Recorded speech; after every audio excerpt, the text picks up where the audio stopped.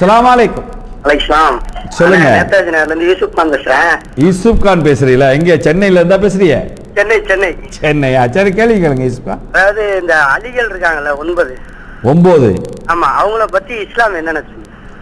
அலிகளை பத்தி, அதாவது ஆணும் இல்லாமல் பெண்ணும் இல்லாமல் இருக்கின்றவர்களை பற்றி இஸ்லாத்தினுடைய அரவாணிகள், இஸ்லாத்தினுடைய கருத்து என்ன? நேதாஜி நகர் யூசுப் கான், அரவாணிகளை பற்றி இஸ்லாம் என்ன சொல்லுது அப்படின்னு கேட்குறார். இப்போ அரவாணிகளை பொறுத்த வரைக்கும் அவங்க ஆணும் இல்லை பெண்ணும் இல்லை அப்படின்னு சொல்லி நம்ம விளங்கி வைத்திருக்கிறோம்.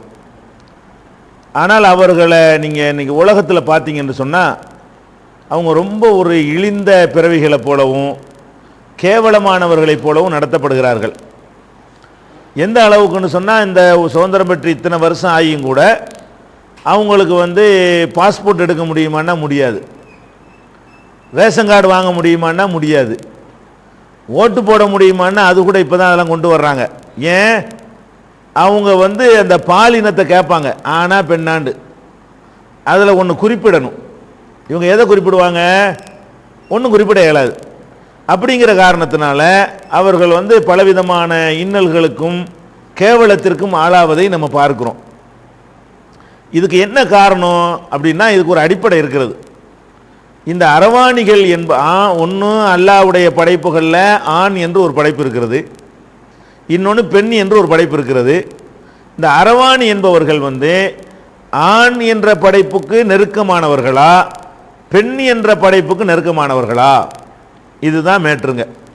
நீங்கள் விஞ்ஞான ரீதியாக நீங்கள் எந்த ஒரு விஞ்ஞானிகிட்ட வேண்டாலும் கேளுங்க, மருத்துவ ரீதியாக வேண்டாலும் நீங்கள் கேளுங்க, அரவாணிகள் என்பது ஆணாக பிறக்கக்கூடிய ஒரு படைப்பில் ஏற்படுகிற ஒரு சின்ன மிஸ்டேக்குனால, குறையினால தான் அது அரவாணிங்கிற லெவலுக்கு வந்துடுறாங்க. ஆண்கள் தான் எல்லாருமே அரவாணிகள்னு சொல்லக்கூடிய அனைவருமே எல்லா வகையிலையும் அவர்கள் ஆண்கள் தான். ஆனால் அந்த ஆணுங்கிற ஒரு மேட்ரு மட்டும்தான் மைனஸாக இருக்குமே தவிர பெண்மைக்கான எதுவும் அவங்கள்ட்ட இருக்கவே இருக்காது. அப்போ ஆணா பெண்ணாண்டு வச்சு நீங்கள் பார்த்தீர்களே, ஆனால் ஒருவர் எதற்கு நெருக்கமாக இருக்கிறாரோ அதில் தான் சேர்க்கணும். இப்போ கொசுறு இருக்குன்னு வைங்களேன், இப்போ ஒரு ரூபாய்க்கு சில்லறை இருக்கிறது, சில்லறையை எந்த பக்கம் நம்ம சேர்த்து விடுவோம்? 7 ரூபா 90 காசுன்னு சொன்னால் அதை 8 ரூபான்னு தான் கணக்கு எடுத்துக்கிடுவோம், 7 ரூபான்னு சொல்ல மாட்டோம். ஏன்? 10 காசு சேர்க்கறதுங்கிறது லேசு, 90 காசு தள்ளுறதுங்கிறது கஷ்டம். இப்போ 7 ரூபா 90 காசுங்கிறத ஒரு ரவுண்டாக பேச நினச்சா நம்ம எப்படி பேசுவோம்? 8 ரூபான்னு பேசிக்கிடுவோம். 7 ரூபா 90 காசை யாராவது 7 ரூபான்னு பேசுவோமா? பேச மாட்டோம். 7.50 வேண்டாம், நம்ம என்ன செய்யலாம்? 7.50 வருது, இது ரவுண்டில் 7ல் சேர்க்கிறதா 8ல் சேர்க்கிறான்னு சொல்லலாம். அரவாணிகளை பொறுத்த வரைக்கும் 7ங்கிறது ஒரு ஆணுன்னு வச்சுக்கிறங்களேன், 8ங்கிறது ஆணுன்னு வச்சுக்கிறங்க, 7ங்கிற 9 தான் பொருத்தமாக இருக்குங்கிறீங்களா? 8 9 7 8 வச்சுக்கிறோம். அப்போ 8ங்கிறது ஆண் என்று வைத்துக்கொண்டால் 7ங்கிறத ஒரு பெண்ணு வச்சுக்கிட்டீர்களே, ஆனால் 7 90ங்கிற லெவலில் இவங்க இருக்கிறாங்க, ஆணுக்கு நெருக்கமாக இருக்கிறாங்க.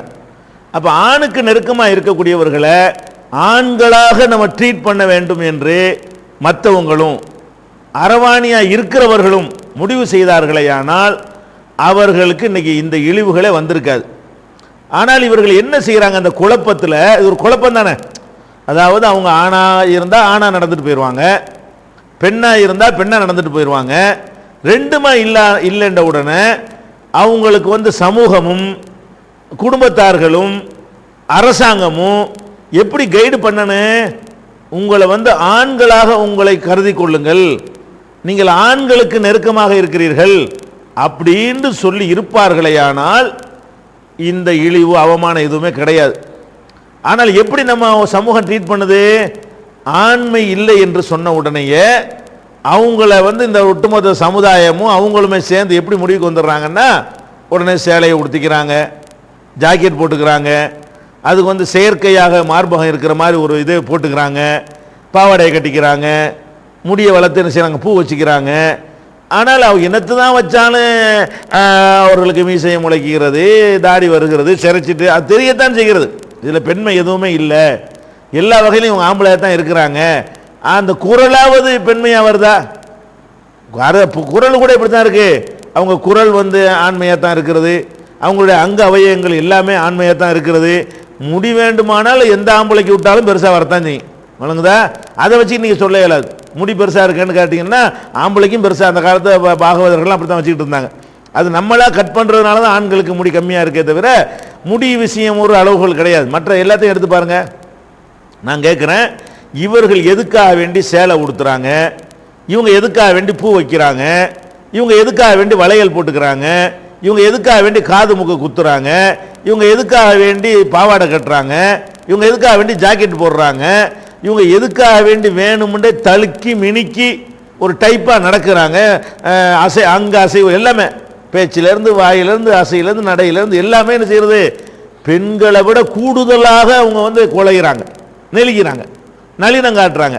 அப்போ இதனால தான் இதை வந்து ஒரு கேலி பொருளாக ஆற அளவுக்கு ஆயிடுறாங்க.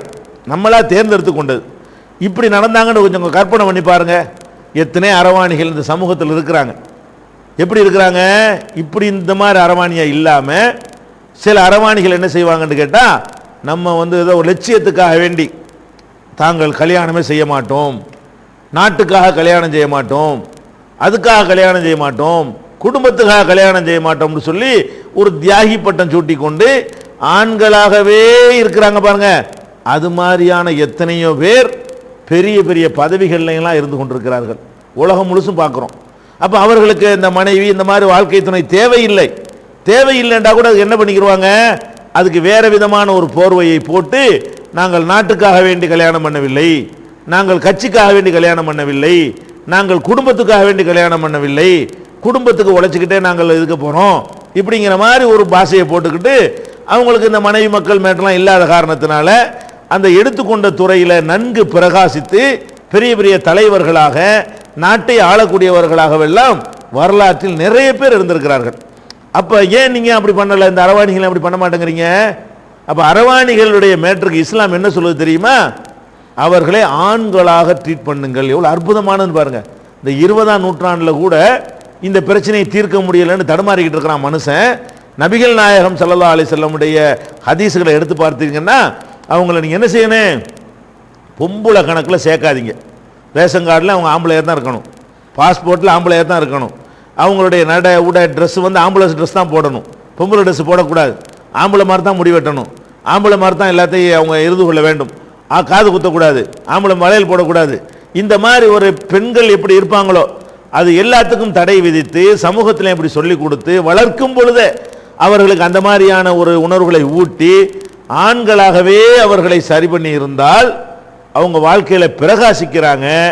பெண்களாகவே இல்லாத ஒன்று, அதாவது 90% பெண்களை விட்டு தூரத்தில் அவங்க நிற்கிறாங்க, 10% தான் ஆண்களை விட்டு விலகி நிற்கிறாங்க. இவங்களை போட்டுட்டு பொம்பளைன்னு சொல்லி திணிச்ச காரணத்தினால தேவையில்லாமல் ஒரு ஆண்களுடைய கேலிக்கும் கிண்டலுக்கும் ஒரு கருதப்படுற நிலைமை வந்துடுது. நபிகள் நாயகம் ஸல்லல்லாஹு அலைஹி வஸல்லம் அவர்கள் வீட்டுக்கு வர்றாங்க. வந்தால் வீட்டு பெண்களோட ஒரு அரவாணி பேசிகிட்டு இருக்கிறார்.